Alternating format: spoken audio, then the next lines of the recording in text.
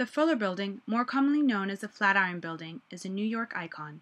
Since its completion, it has been a building that quickly gained international fame through the work of many artists and as the center of countless conversations. Unique in its shape and size, the Flatiron has developed its own personality, formed by the multitude of visual imagery generated around it. It is a testament to the idea that visual representation can bring more fame to a building than the building itself. As Mitchell Schwartzer states in his book Zoomscape, quote, "Photographers expand the representation and scope of the building art. They are kind of alter ego of building form and identity, facilitating the reputation of a work of architecture and yet diminishing the importance of the actual building. Through photographs, people come to associate architecture with the richness of history and geography. Photographers display the newest creations, the oldest ruins, the most exotic places." Quote, and he continues to say, quote, "Photography displaces architecture from the context of its physical site to the context of its media presentation, for example, to a book or a gallery. Most buildings are not perceived in the real space, but admit other spaces." In the late 1800s, the process of urbanization in New York City had quickly been accelerating. By 1900, the city could claim over 3 million inhabitants. As more and more people crowded into the large cities, the value of urban land increased. The solution to rising costs of real estate and the need to maximize the use of available space was to build up. The availability of cheap cast iron and later structural steel improved fireproofing, and the electric elevator allowed for the construction of taller and taller buildings. The city's landscaping would soon change from a horizontal one to a vertical one. Improved urban transportation helped shape the modern city and push its development north. There was a triangular lot above 14th Street that was owned by Amos Eno. On the triangle, he built a 7-story apartment building and a 4-story commercial space. Since one building was shorter than the other, Eno would rent the exposed brick wall to advertisers, such as the New York Times. The escalating commercialism and heavy signage would continue to grow and would soon be accompanied by photography. Although this lot was currently using words of advertisement, it would soon be the location for one of New York's biggest ads, the tallest building in the city. Daniel Burnham was an architect from Chicago who designed one building in New York City, the skyscraper that became an icon of the city, the Flatiron Building. He was hired by the Chicago-based Fuller Construction Company, who had just acquired the Flatiron lot. Burnham's design was to be erected near Madison Park, which was a blossoming retail entertainment district. Alan Trachtenberg writes, "It seems certain that Burnham, the leading figure in the City Beautiful movement, intended the building to herald a new restraint in New York architecture. He resolved it by accentuating in his design the relation between the building and the street, using the corner as a kind of hinge between the two perspectives of Fifth Avenue and Broadway. By emphasizing both the divergence and the convergence of the perspectives, the design sets the building firmly within its space, suggesting an unlimited extension of its volume along the streets." Quote, "The triangular pot was located at the junction of Broadway and Fifth Avenue at 23rd Street. The way Broadway cuts on a diagonal created the oddly-shaped block the Flatiron stands on." At the beginning of the 20th century, New York was full of tenement slums, breadlines, and shantytowns, but the growth in population and less available space was giving rise to a modern metropolis of skyscrapers. There were 3 major factors that contributed to the creation of the characteristic skyscraper in New York. These were a high demand for commercial space, the lack of regulation of building height, and the historic mapping of Manhattan. A skyscraper is a tall, continuously habitable building of many stories, usually designed for office and commercial use. There is no official definition or height above which a building may be classified as a skyscraper, but they usually involve the use of an elevator.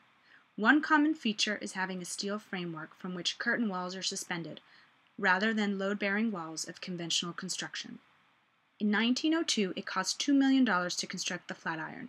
It stood 285 feet high with 21 stories, which made it the tallest building in the city upon its completion. The innovative technology of steel construction gave way to the use of steel frames, which allowed the Flatiron to stand tall and sturdy as one of the first buildings built with a steel skeleton. The exterior of the steel frame was covered with limestone and terracotta detail, carved in the Beaux-Arts style of the time. The building was criticized and people believed it would topple over in the wind, but nonetheless, its office spaces were quickly occupied.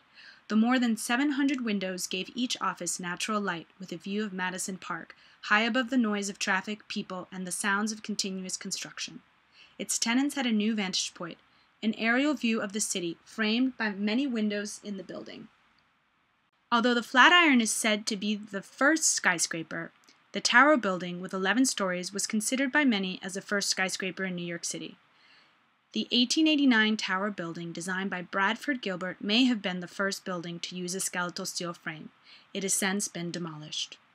At the beginning of the 20th century, New York City was a center for the Beaux-Arts architectural movement.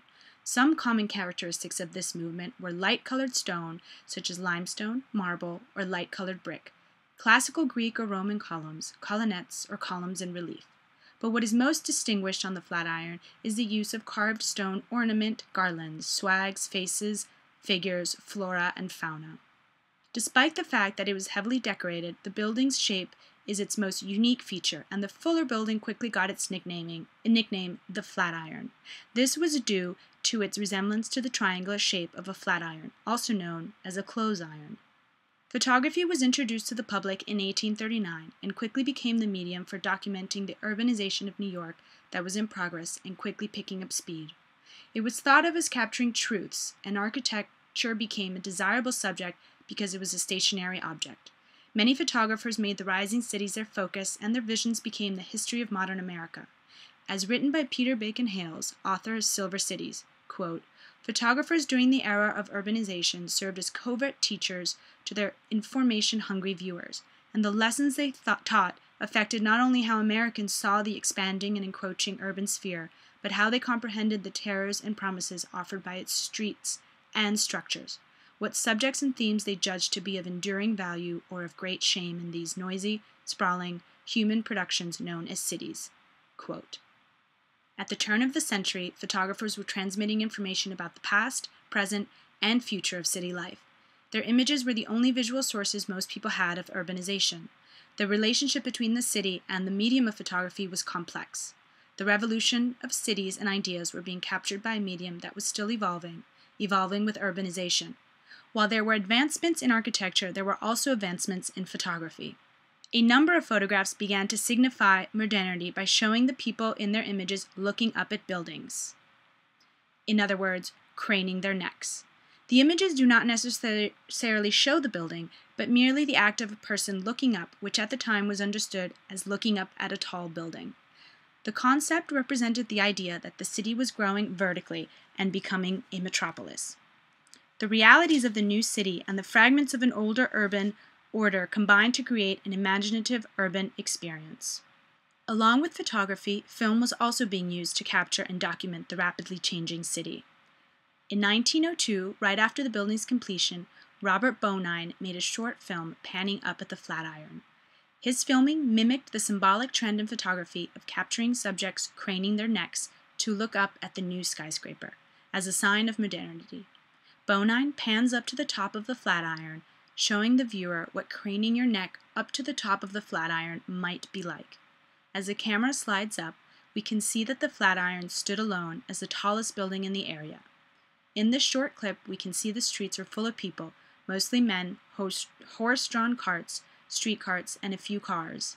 What I found most interesting is the pedestrians looking into the camera, moving back and forth to get a better look. They are clearly fascinated by the camera and obviously not accustomed to it.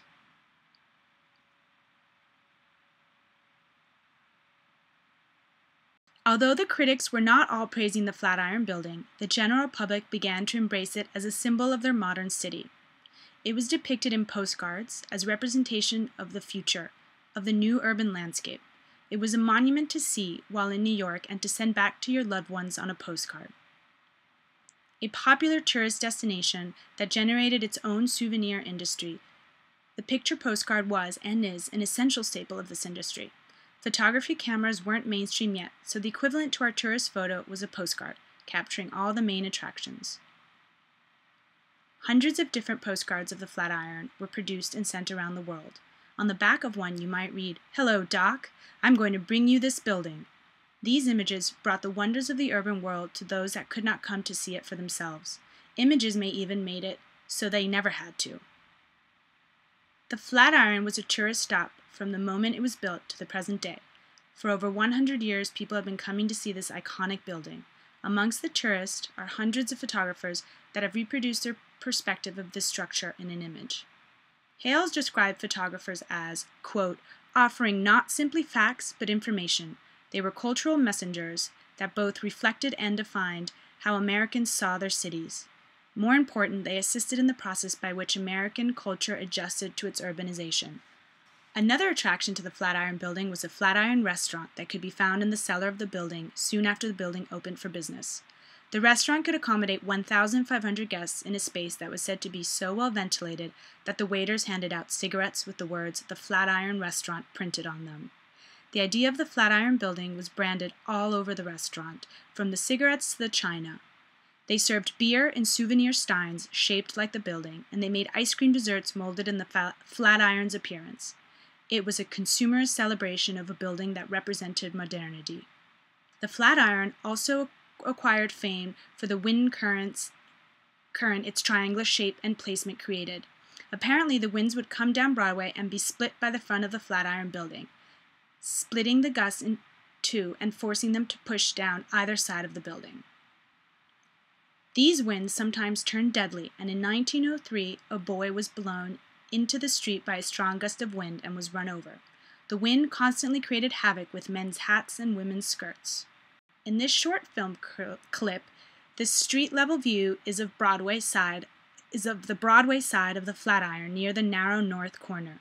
Filmed on a very windy day, pedestrians of various descriptions are seen passing by the camera, clutching hats and skirts against the wind. According to some New York City historians, the corner was known as the windiest corner of the city, and in the era of the long skirt, standing on it was considered a good vantage point for a glimpse of a lady's ankle. Policemen would chase away such loungers from the 23rd Street, yelling, "23 Skidoo." News of the windy corner spread quickly, and men would gather in the area hoping for a gust of wind to help lift up a skirt so they could get a glimpse of women's legs as they passed by. It is said that this intersection popularized the term 23 Skidoo. The local authorities would shout 23 Skidoo, a combination of skidoo, short for skedaddle, and 23 for 23rd Street, as a term signifying them to scatter. After hearing this story, it is interesting to think how an architectural structure can infuse a small vocabulary movement. Both the postcards shown here make references to the risk of having your skirt lifted by the wind at the Flatiron Building. The one on the left is of two birds, a female and a male. At the bottom of the postcard it says, "Bird's eye view." As the female bird holds onto her skirt, the male bird is winking and tilting his head as he gets a bird's eye view of those ankles and legs. The one on the right says, "This is the place to raise the wind." The Flatiron was built during a time of rapid construction where buildings were constantly surpassing each other in height. Soon, the aerial view looking down onto the city from a building included the Flatiron Building in its landscape. Although there were hundreds of images documenting and reporting on the Flatiron Building, there were few that were seen as art with care and consideration for who the creators were. Alfred Stieglitz was resolved to prove that photography was an art and that it deserved the same respect and support that the other arts received.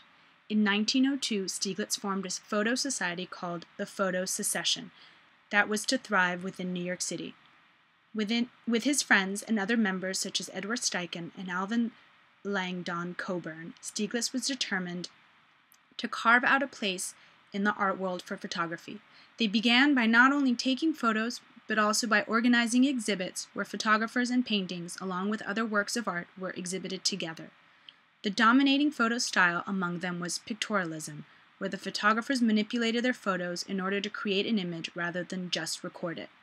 There was a certain romanticism to the pictorialist style, and it was often thought to resemble paintings. Just like the rest of the New Yorkers, the members of the Photo Secession were visual explorers of a rapidly evolving urban sphere. They were also captivated with the formidable Flatiron Building. Stieglitz photographed it multiple times, his most famous image of it on the left. He photographed it in the early evening and in the snow, placing himself at a distance from the building.